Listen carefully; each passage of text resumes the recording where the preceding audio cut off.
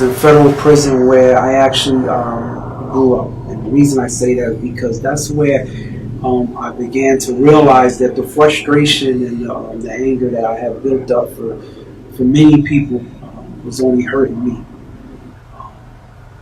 From being in solitary confinement because of that frustration throughout the years, taking my anger out on people within the prison system that had nothing to do with the frustration I was feeling. All of those things turned back to hurt me. And it was during that time that I made a promise to God. See, I'm gonna change my life. I'm gonna get out, and I am going to try to live a productive life. Once a person has been convicted of a felony, they will have to complete their sentence, even their time, probation, any fines. And once they've completed their sentence, it will take anywhere between 5 to 7 years from the time you've completed your sentence, depending on the case that you have, until you can actually fill out the application to go in front of the clemency board. The clemency board is made up of the governor, the attorney general, I believe it's the state agriculture, and they meet 3 times out of the year.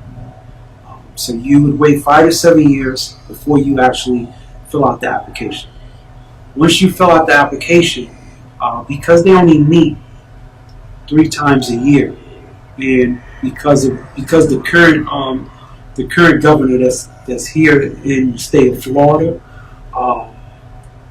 has drastically reduced the people that he has restored the rights to, there is a backlog of over 20,000 people waiting to go in front of the clemency board. So this is the reason why you will hear people say that if you are convicted of a felony, you can lose your right to vote for life, because you'll wait 5 to 7 years before you can fill out the application, and then you'll have to wait another 15, 20 years before you go in front of the clemency board. And right now, that clemency system is broken because it's arbitrary. All depends on how the governor wakes up that morning will determine whether he restores your right to vote. About 10 years of me actually putting my life behind me, and through education, through work, my wife decided to run for public office.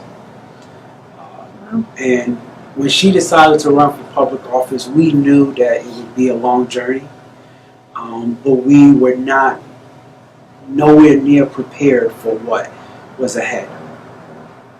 I campaigned for her. I went door to door.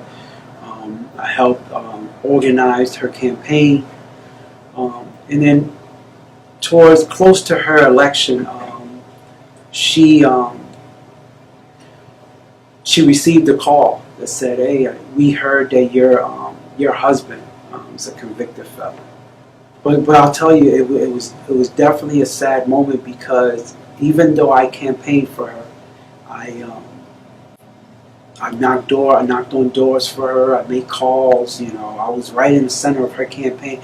I couldn't do for her the most important thing that you can do for any candidate, and that's vote for her.